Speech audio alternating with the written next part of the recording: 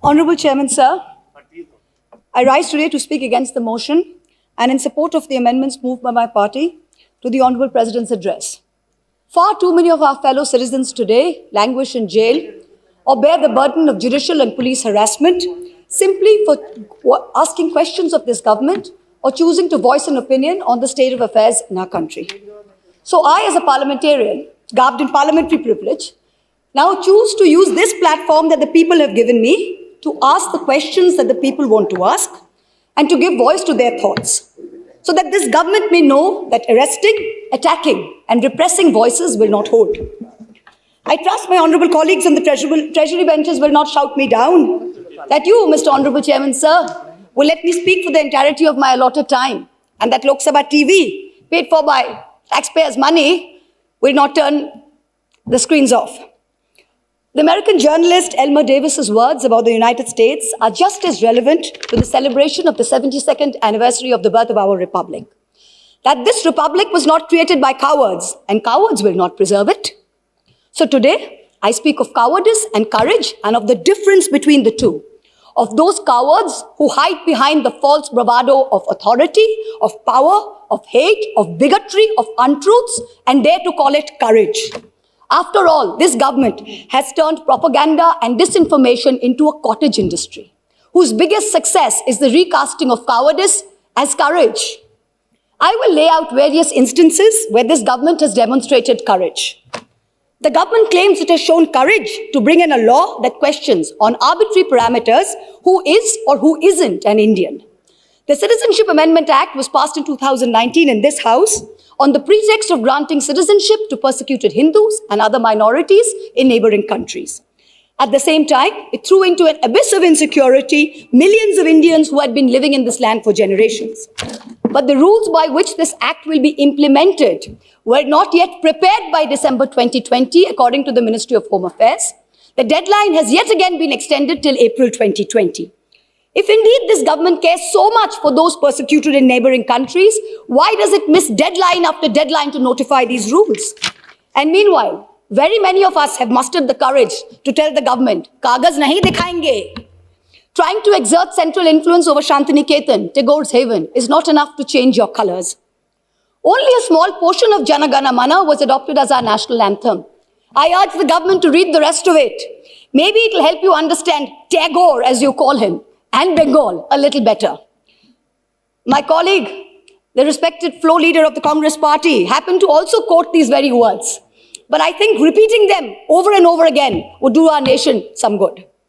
Ahoraho tabo ao bhan procharito shunitabo udaro bani. Hindu, Bauddha, Sikh, Jaino, Paroshik, Musolman o Christiani.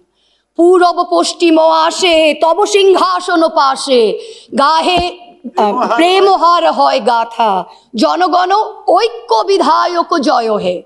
Hail unity, hail religious diversity.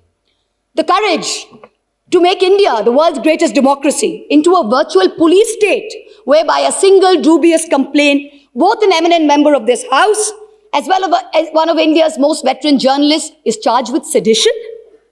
The courage to try and take over every state government by hook or by crook, whether you have won the popular mandate or not.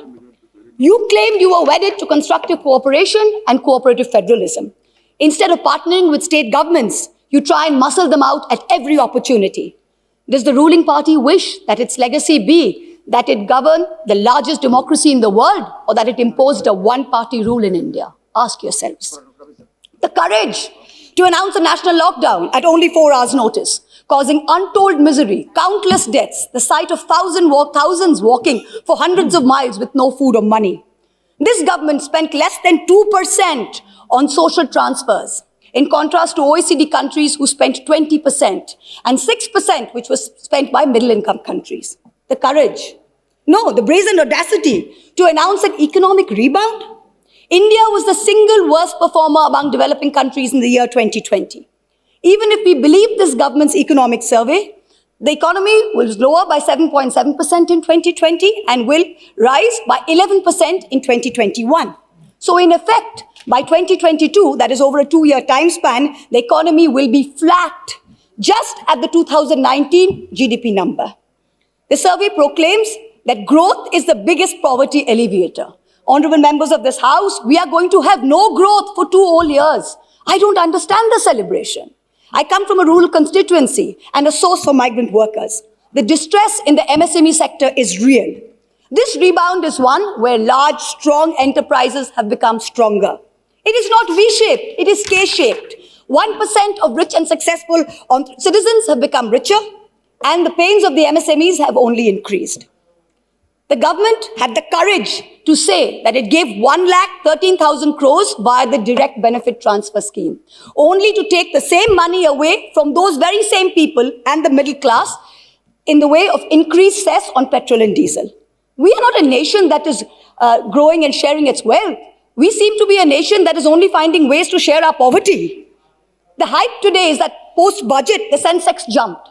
In a country where only 6 crore people pay taxes, only 4.6% of the total population, how many do you think are invested in the Sensex that they should jump for joy when the Sensex jumps? The courage to use the official channels of the Ministry of External Affairs to respond to social media posts by an 18-year-old climate activist and an American pop star, where not even one single ministry has been deputed by this government to try and look out for the food, water and basic sanitation needs of the farmers and their families who have been camping at the border for almost 90 days. And finally, the courage to bring in 3 farm laws when the opposition, farmers across the country, as well as the government's oldest ally, warned it was unacceptable. I wish to remind this government that India, under Prime Minister Lal Bahadur Shastri, committed 3 things to Sant Fateh Singh, the Akali leader. The creation of a Punjabi-speaking state, open-ended public procurement, and an assured return on agricultural produce. These farm laws threaten to snatch away 2 of these guarantees. These laws were arrived at without consensus, tabled without scrutiny, and rammed down this nation's throat with the brute force of the treasury benches. They have firmly established this government's motto of brutality over morality. And everyone else in this country has been portrayed as a coward or a terrorist, from the farmers to the students to the old ladies of Shaheen Bagh. You say you have courage. You claim you have done so many things that no other government before you has done. Yes, that is true. In true fascist fashion, you have made every act of pettiness, of vengeance, of hate, of bigotry, a part of your narrative of courage. The reason no one has done it before you is not because no one had the courage, but simply because it was not the right thing to do. Has that thought ever struck you? And India's tragedy today is not just that her government has failed her, but that her other democratic pillars, the media and the judiciary, have failed her too.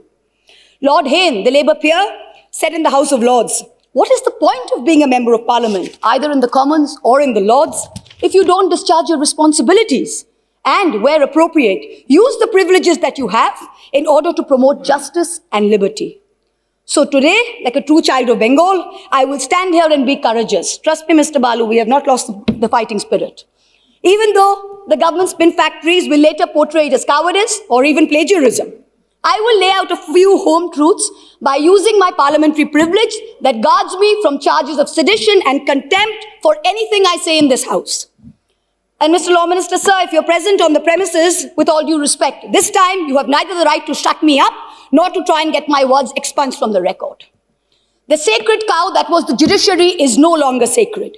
It stopped being sacred the day a sitting Chief Justice of this country was accused of sexual harassment, presided over his own trial, cleared himself, and then proceeded to accept a nomination to the upper house within 3 months of retirement, replete with Z+ security cover. The judiciary stopped being sacred when it chose to squander the greatest opportunity that any bench of the highest court of this land has ever seen, to reinforce the founding principles of our democratic republic and to uphold the rights enshrined in Part 3 of our constitution.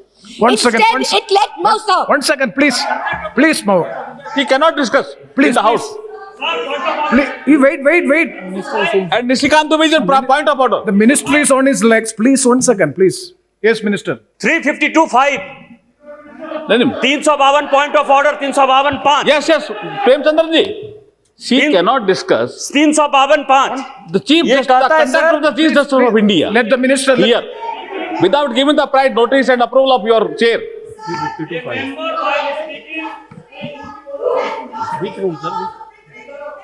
Please, please, please, please. Please, It please, let- please, Honorable, Sir. please, Mahomaitra ji, please be seated. Please be seated. This house is run by the rules and procedure. When a member seeks a point of order, definitely it is a right of the member. So I have to hear them, and I will pass the order, pass the rulings. Please. 352(5). A member while speaking shall not reflect upon the conduct of a person in high authority unless the discussion is based on a substantive motion drawn in proper items. Chief justice of India को हम लोग यहां discuss कर रहे हैं sir. Chief justice of India, Bharat के राष्ट्रपति ने उस आदमी को नॉमिनेट किया है, भारत के राष्ट्रपति के ऊपर डिस्कशन कर रहे हैं सर। और यदि इसी तरह से चलता रहा तो इस डेमोक्रेसी का बाजा बच जाएगा। इसीलिए कि उन्होंने राम मंदिर का judgement See. Yes, I am. Yes. Yes, please. Please, Saugat Rai ji, please. हमने तो कभी बात नहीं की सर कि वो चीफ जस्टिस कांग्रेस के चीफ मिनिस्टर के लड़के थे। Please, please, please. ऐसा नहीं हो सकता sir. Saugat Rai ji, please. Please. Hey, please. चार बार नहीं सर, हमें Saugat Rai ji, आप सर आप बोलिए ना, आप बोलिए. That member is shouting Please. Sir. Under what rule? Honorable member under 352(5). Oh, please. I am going for an explanation. When the honorable member Mahua Moitra spoke, she did not refer to any person by name. She did not mention anyone. And what? Hey, Meghwal ji, आप कुछ नहीं समझते, बैठिए। Number 2, she referred to a person who was the Chief Justice. If that man would be Chief Justice now, no motion, no mention could be made against him, excepting by way of impeachment or accepting by a substantive motion. That man is a retired Chief Justice. He is not a man in high authority, and his name has not been mentioned. Not one word of what Mahua said should be expunged. I appeal to your good sense, sir, and your fair play and justice, Yes. that don't Yes, let please. this lady be stifled by the lenience of this ruling party. Yes, Honorable Minister. मैं ये कह रहा था chairman साहब, ये जो माननीय सदस्य बोल रही थी, इसने सेक्सुअल हरेसमेंट का आरोप लगाया चीफ जस्टिस ऑफ इंडिया पे। ये हमारे लिए शर्म की बात नहीं है, और इस हाउस में हम डिस्कस कर रहे हैं, और सौगत राय जैसा आदमी इसको डिफेंड कर रहे हैं। ये इतने विद्वान आदमी इनको डिफेंड कर रहे हैं, ये तो शेमफुल एक्टिविटी है। आप चीफ जस्टिस ऑफ इंडिया पे सेक्सुअल हरेसमेंट का आरोप लगा रहे हैं openly. Mahomaitra ji, please. It is a one second, misconduct of the member. Let me. It is a misconduct of the member. Let me pass the observation of the chair. We will go through the proceedings. If anything, it is affecting the higher authority, and anything which is unparliamentary, definitely it will be looked into. It will be corrected. Please try to avoid such observations. No, sir. Sir, it is extremely important that I not only not avoid, please, sir. It is very important that I not only not avoid them, but I bring them up, because I did not accuse the honorable gentleman of sexual harassment. Please. Somebody else did. A trial happened which he presided over. Number one, let me put it on record. I did not. It is a matter of great shame that someone sitting in the Chief Justice of India's chair, to which he had been appointed by the President of India, was accused of such a horrible act. I did not do it. Instead, it let migrants walk She to is their repeating the deaths. charges. Please, It let please, our please. greatest It should not be activists done. and modern It should freedom not be done. fighters rot in jail. She is repeating the And it charges. now sits back as She a is not Mahomaitra obeying ji. the order. There Chairman are sir, young, she is attractive not girls. obeying the order. Chairman sir, she is not obeying the order. Again, she is repeating. See, anything objectionable will not be there on the records. Please. Sir, Yes. sir, Obeying the order of the chair also. No, anything She is again repeating the same charges against the Chief Justice of India. sir, Please, is it please. on?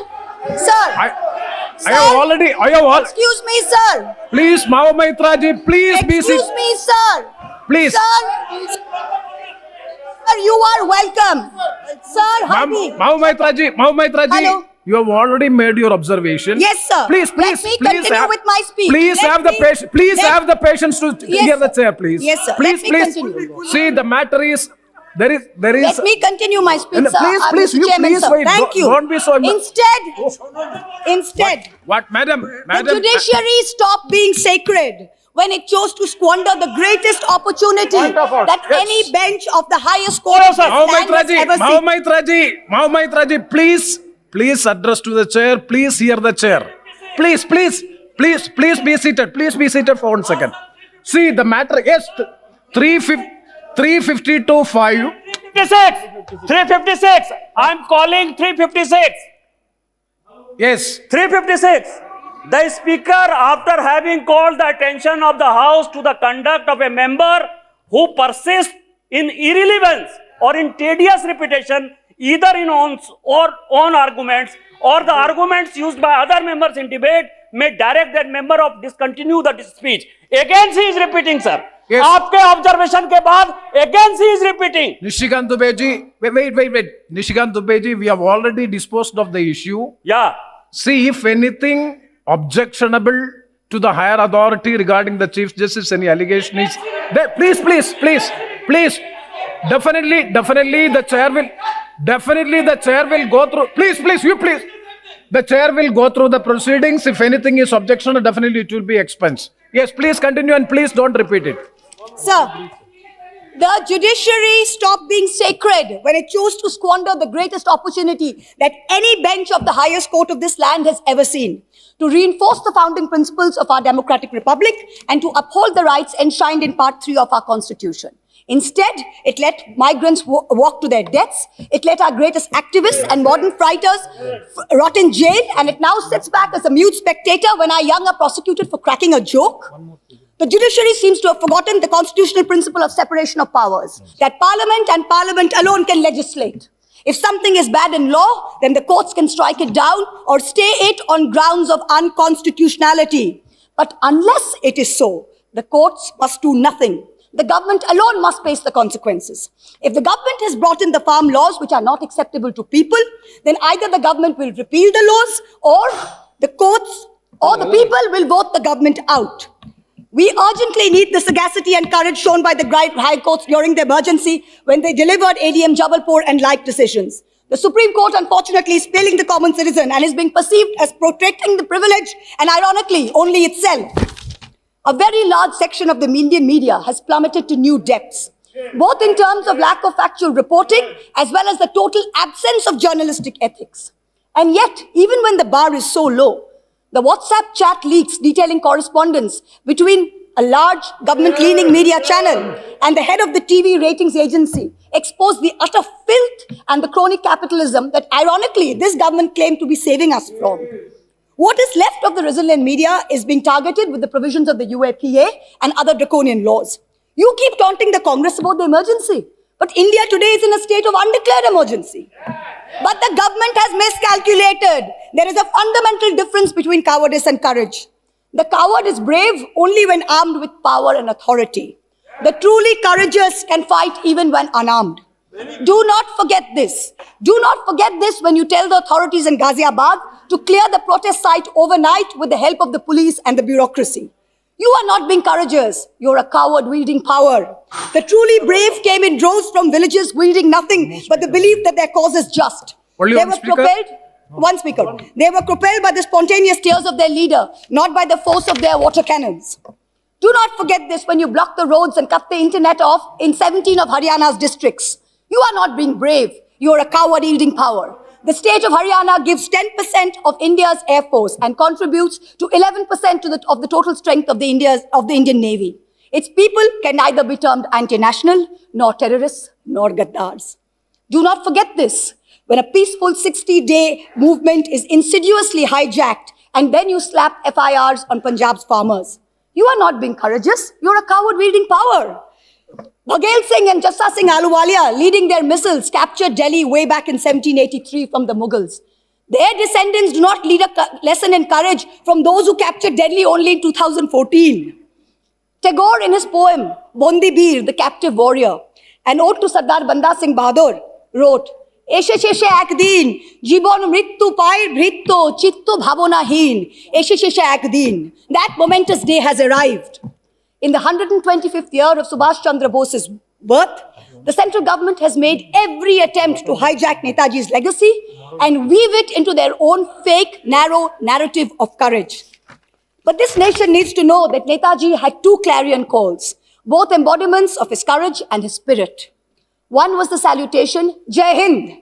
Today, this government has replaced this national greeting with a narrow religious chant that it uses as a war cry to heckle, to bully, and to always remind the minority about who's in charge.